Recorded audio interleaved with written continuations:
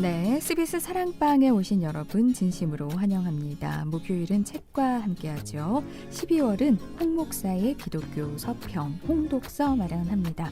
홍동욱 목사님 오랜만입니다. 네, 반갑습니다. 안녕하세요. 날이 추워졌습니다. 네네. 네, 그리고 올해 마지막 달 12월을 맞게 됐네요. 말 그대로 12월은 뭐 예수님이 오신 성탄의 계절입니다. 성탄절, 예수님을 기다리는 계절에 맞게 12월에는 예수님에 대한 책을 소개해 주신다고요. 네, 예수님에 대한 책 찾아보니까 너무 많더라고요. 오. 뭐 어떤 책을 고를까, 네. 어떤 책을 좀 소개를 하면 예수님에 대해서 잘 알 수 있을까, 뭐 이렇게 고민을 했습니다. 그런데 이런 고민에 대해서 말하기 전에 먼저 스스로가 질문을 던져보면 좋을 것 같아요. 네. 예컨대 교회를 다니지 않은 분이 성탄절을 앞두고 예수님이 어떤 분이신지 알고 싶어 할 때 어떻게 설명해 주실 것 같으세요? 예수님이 어떤 분이냐라고 네네, 저한테 물어본다면, 네네, 물어보면. 네네. 일단은 너무 교리적인 것을 말하기는 쉽지가 않겠죠. 그렇죠. 네. 그냥 예수님은 우리의 죄를 예, 기억 속에 있는 네, 그러한 얘기들을 통해서 우리를 위해서 돌아가셨고 또 다시 살아나셨고 그게 또 핵심이니까 예, 뭐 믿든지 안 믿든지 그렇게 얘기를 할 것 같아요. 저는 그 예수님, 살아계신 예수님, 부활하신 예수님을 믿는 사람이다. 예. 그런 예수님을 얘기할 것 같은데요. 그렇죠. 우리 같은 이제 목회자들은 예수님에 대해서 소개해달라는 얘기를 워낙 많이 듣잖아요. 많이 듣겠네요. 예. 그럼 한 세 가지 방법이 있어요. 하나는 뭐냐면 방금 말씀하신 것처럼 예수님이 우리를 위해 오셨고 하나님이 내 인간이 되셨고 죽으셨고 우리 죄를 용서받았어. 네. 그래서 예수님을 경험한 이야기를 쫙 하는 이야기가 있죠. 그렇죠. 근데 때로는 이제 교회 안 다니는 사람들한테 이런 말은 너무 공허하게 들릴 수 있단 말이에요. 그렇죠. 네. 그러면 조금 인문학적으로 좀 인간적인 관점에서 좀 예수님을 소개하는 방법도 있어요. 예컨대 예수님께서 하셨던 가르침이나 비유나 이런 것이 우리에게 얼마나 큰 의미를 주는지 뭐 이렇게 전달하는 방법도 있습니다. 제가 신학교에 입학한 게 2013년인데요. 제가 학교 다닐 때까지만 해도 이게 거의 이제 우세였어요. 근데 요 근래는 또 어떤 게 나와 있냐면 예수님이 남기신 말보다 예수님께서 행하신 어떤 특정한 사건을 주제로 예수님이 어떤 분인지 좀 탐구해보자라는 그런 이제 연구들이 좀 나오기 시작하고 있습니다. 그래서 저는 이 한 달 동안 두 종류의 책을 둘 다 소개해 보려고 하는데요. 오늘은 특별히 제가 이후에 말했던 예수님께서 행하셨던 행동을 중심으로 예수님을 좀 다르게 볼 수 있다에 기초해서 니콜라스 페린이라고 하는 사람인데요. 이 사람이 제가 지난 한 달 동안 바울 평전 책을 소개했는데 그 책의 저자인 이제 톰 라이트의 조수를 했던 사람이에요. 연구 조수를 했던 사람인데 이 사람이 지은 예수와 성전이라는 책을 가져왔습니다. 이 사람 특별히 이제 성전이라는 키워드로 예수님을 바라보고 있는데 이 사람이 볼 때 예수님을 가장 해설하기 좋은 독특한 사건이 뭐냐면 예수님이 성전 정화 사건이라고 해서 있었죠. 채찍 들고 막 성전에 가서 난동 피우고 막 뭐라 하고 이 사건이 너무 독특하다고 해서 이 사건을 중심으로 좀 예수님을 다르게 볼 수 있겠다 해서 이런 책을 아마 쓴 것 같습니다.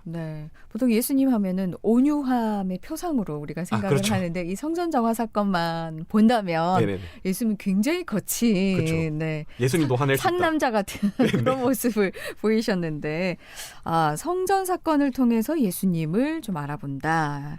예수와 성전 아주 흥미로운 주제인 것 같습니다. 그러면은 우리가 먼저 성전이 어떤 의미였는지 아는 것이 중요할 것 같아요. 저는 성전하면 딱 떠오르는 게 아무래도 구약으로 구약 시대에 워낙 성전이라는 얘기가 많이 나왔고 거룩한 곳 말 그대로 뭐 그런 느낌이기 때문에 뭐 성전하면은 아무나 범접할 수 없고 성전에서 또 많은 기적이 일어났었고 아무래도 구약 시대를 좀 떠올리게 되는데 어떻습니까? 예수님 시대에 사람들이 생각했던 어떤 성전 어땠을까요? 우리가 이제 오늘날 우리가 성전에 대해서 이야기를 하면 성전을 조금 종교적인 장소에 국한되는 그런 경향이 있습니다. 그래서 함부로 들어갔다가 죽고 위험하고 근데 하나님의 영광이나 어떤 구원의 기적 같은 것을 이제 가시적으로 볼 수 있는 그런 장소. 그래서 뭐 하나님께 기도하는 곳, 하나님의 제사를 받는 곳, 또는 하나님의 영광이 나타나는 곳 이런 식으로 우리가 생각을 하는데 그런 종교적인 의미만 국한해서 보다 보면 성전의 큰 의미를 우리가 놓치는 경향이 있거든요. 사실 구약 시대에도 그랬고 예수님 시대에도 그랬고 이 성전이란 것은 단순히 종교적인 장소에 지나지 않았습니다.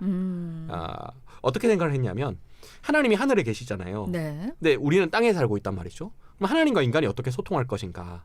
하나님과 인간 사이에 접점이 어디서 생길 것인가?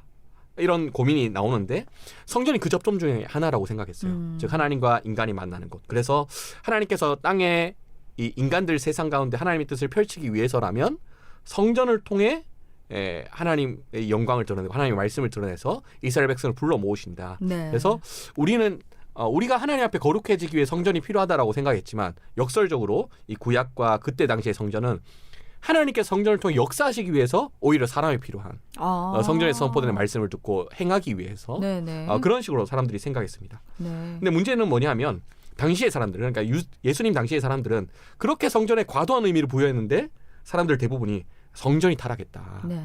그리고 이 성전을 운영하는 제사장들이 다 타락했다. 그렇기 때문에 우리가 사는 세상 가운데 뭔가 하나님의 뜻이 이루어지지 않고 있다는 생각이 너무 공통적이었거든요.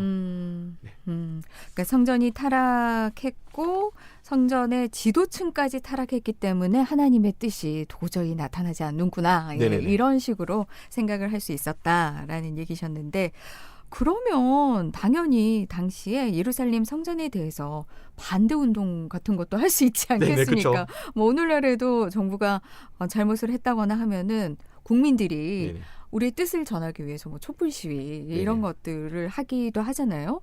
근데 성전이다 보니까 정치적인 의미를 넘어서 하나님의 뜻을 올바로 받들어 성전을 운영하라. 뭐 이런 거센 움직임이 있었을 것 같은데 어떻습니까? 그 이제 세례 요한이 요단강에 세례를 준 장면이 꼭 그와 같았습니다. 그러니까 성전이 있는데 성전 바깥에서 그렇죠. 사람들 불러 모아서 회개하라. 네네네. 하나님 나라 가까이 왔다. 이렇게 얘기하고 그리고 세례 요한이 아마도 그때 당시 쿰난 공동체라는 어떤 그때 당시 유대인 어떤 지파가 어떤 그룹이 있었는데요. 네. 아마 거기에 속한 것이 아닐까라고 사람들이 생각을 하는데 이 쿰난 종파의 어떤 이야기를 들어보면 이 사람들은 성전을 바라보지도 않았대요. 성전에 하나님이 없기 때문에 새로운 성전이 올 것이다. 네네. 뭐 이렇게 생각했습니다. 이때 당시 사람들은 그 정도로 성전을 갱신하고 개혁해야 된다. 그런 생각이 가득했는데요. 특히나 예전에 안티오코스 4세라는 사람이 이제 그 유대인들을 정복했었을 때 제사장직을 이상한 사람들한테 그냥 팔아넘겼어요. 네. 돈만 많이 가지면 제사장직을 가져고 올 수 있는 것처럼 네. 그렇겠죠. 실제로 돈을 가진 사람이 제사장직을 가져왔습니다. 왜냐하면 단순히 이것은 오늘날의 뭐 대형교회 목사 이것을 넘어서 거의 대통령이나 다름없는 그런 자리였으니까 네. 하나님의 뜻을 대행하는 자리였으니까 그렇게 이제 팔아 넘긴 거죠. 그러니까 이제 유대인들이 생각한 겁니다. 이거 성전이 성전답지 못한데 이거 하나님의 뜻을 전해야 될 제사장이 제사장답지 못한데 그러면서 그런 생각을 한 겁니다. 예루살렘 성전이 어쩌면 최종 성전이 아니지 않을까 이런 생각을 한 거예요. 예컨대 성전이 있기 전에는 모세가 지은 성막이 있었습니다. 그렇죠. 근데 성막이 있다가 솔로몬 성전으로 넘어왔어요. 네. 그런데 솔로몬 성전이 있다가 또 무너졌고 스룹바벨이 다시 지었습니다. 그리고 그것이 약간 좀 너무 이제 볼품 없으니까 헤롯이 다시 지었거든요. 이제 그 광경을 역사를 이렇게 탐구하던 유대인들이 어쩌면 이 성전 너머에 새로운 성전이 있지 않을까? 새로운 성전을 기다려보면 되지 않을까? 네. 정말 하나님께서 오시고 하나님께서 하나님의 뜻을 대행할 성전은 새로운 성전이 있을 것이다. 이렇게 생각했습니다. 마치 요즘 이제 월드컵이 펼쳐지고 있잖아요. 네. 그러면 관중들이 평가전에도 어마어마하게 몰입을 합니다. 그렇죠. 평가전에 치면 엄청나게 욕하거든요. 근데 욕을 하면서도 정신을 차려서 아니야. 월드컵은 따로 있어. 네. 본선은 따로 있어.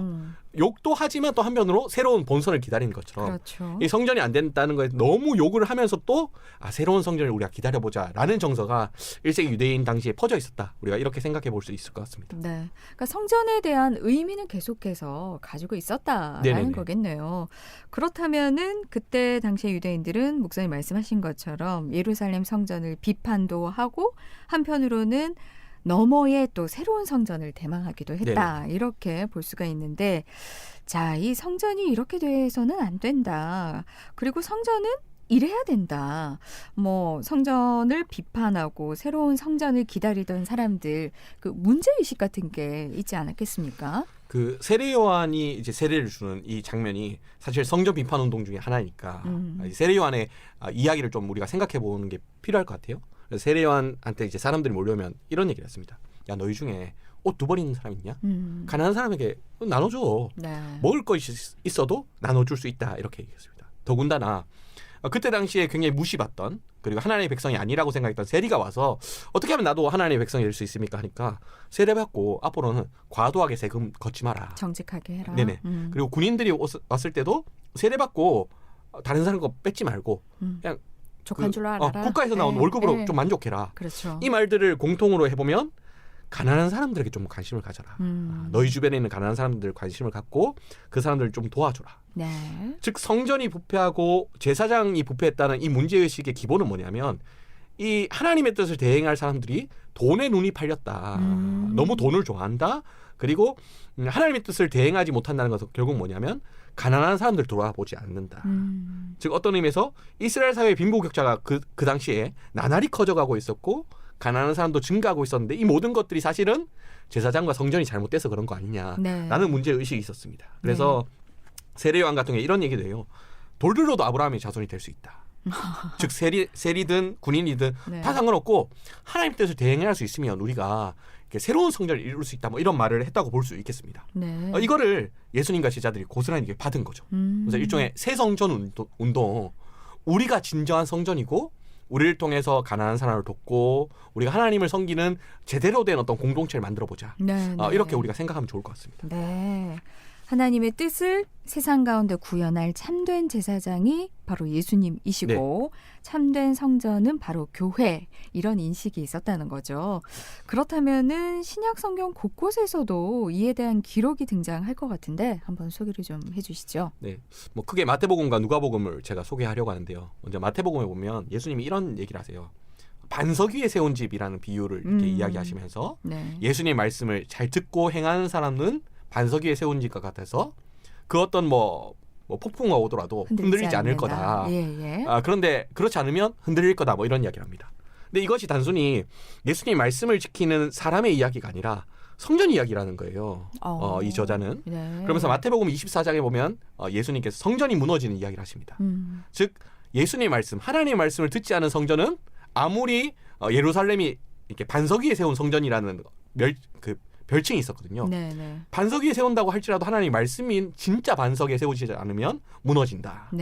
그러면서 이와 대조적으로 마태복음 10장에 마태복음 또 다른 데 보면 베드로에게 무슨 얘기를 하냐면 예수 그리스도를 그리스도로 고백하면 네가 반석이다.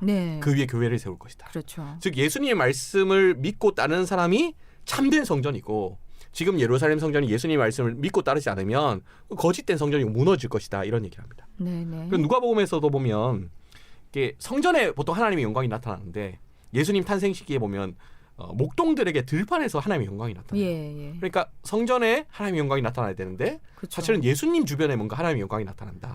이러면서 예수님 주변을 성전으로 이렇게 비슷하게 몰아가는 그런 흐름이 있습니다. 더군다나 부활 이후 예수님께서 승천하기 이전에 제자들 불러 모아서 손을 들고 이렇게 축복하시는데 이게 제사장이 하는 행위거든요. 그래서 예수님이 제사장이다 이렇게 또 말합니다. 그래서 사도행전에 보면 오순절 성령 강림이라는데 성전이 아니라 성전 옆에 있는 마가의 다락방에서 하나님의 영광이 임하고 그리고 하나님을 이렇게 말하게 되는 역사가 일어나죠.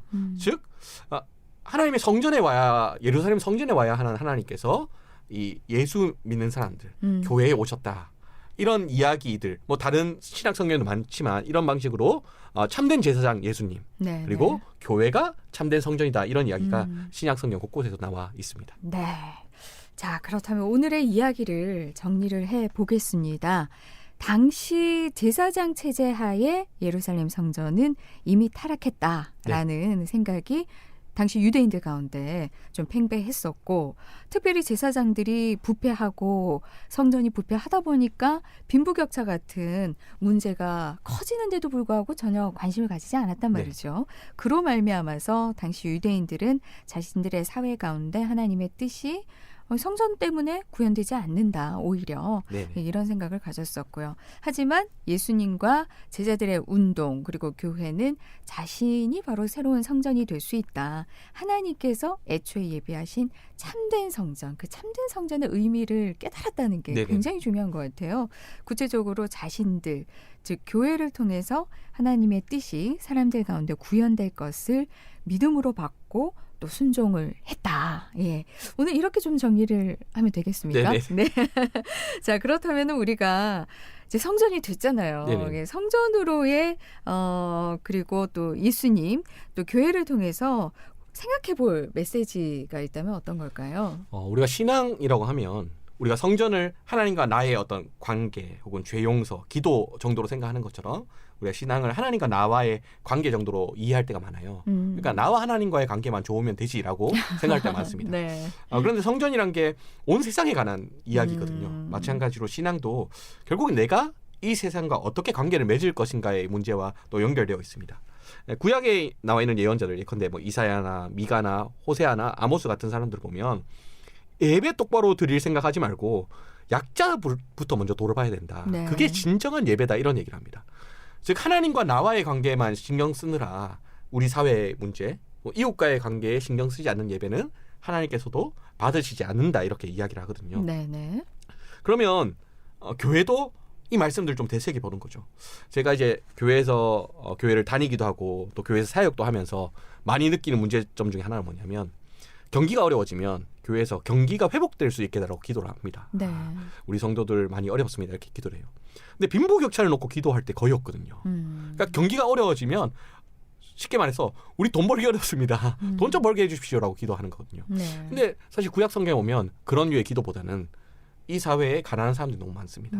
이 사람들 어떻게 도와야 될까요? 네. 그리고 구약에 보면 11조 얻어서 가난한 사람들 도우라 이런 이야기를 하죠. 마찬가지로 교회가 우리가 참된 성전이라고 생각한다면 더군다나 예수님께서 나타났던 그 시대에 이 성전이 그리고 제사장들이 빈부격차의 문제를 전혀 도외시하고 가난한 사람 그냥 쌩까버리고 하나님과 우리만 예배할 수 있다라고 생각했던 이 사람들을 비판하면서 예수님이 우리가 참된 성전이다라고 했다면 우리도 마찬가지로 좀 가난한 사람들 돌보고 네. 혹시 사회에 소외된 사람 있으면 좀 돌보고 이 사람들을 위해서 기도하고 또 교회 내에 재정이 있다면 좀 내어주고 좀 이런 것이 필요하지 않을까 그렇게 네. 생각합니다. 네. 요즘 너무 메마르고 삭막해져가지고요. 그렇죠. 교회 안에서도 구제라든지 섬김이라든지 예전보다 많이 좀 희미해진 것 같다라는 생각이 드는데 성탄의 계절을 맞아서 다시 한번 우리가 네. 오늘 이 메시지를 각각 또 잘 네. 받을 수 있다면 참 좋지 않을까. 반송도 되고 네, 그렇습니다. 성탄의 계절 마음을 녹여주는 따뜻한 책 기대를 했는데 이 마지막 질문은 우리 각자가 또 대답을 해야 될 부분인 것 같습니다. 꽤 날카롭기도 하고 묵직한데요. 이 질문들이 성탄의 본질에 한 발 더 다가서는 디딤돌이 되지 않을까 싶습니다. 자, 홍독서 다음 주도 니콜라스 페린의 예수와 성전 내용을 함께 들어가 보도록 하겠습니다. 지금까지 홍동우 목사님이었습니다. 귀한 말씀 고맙습니다. 네, 감사합니다.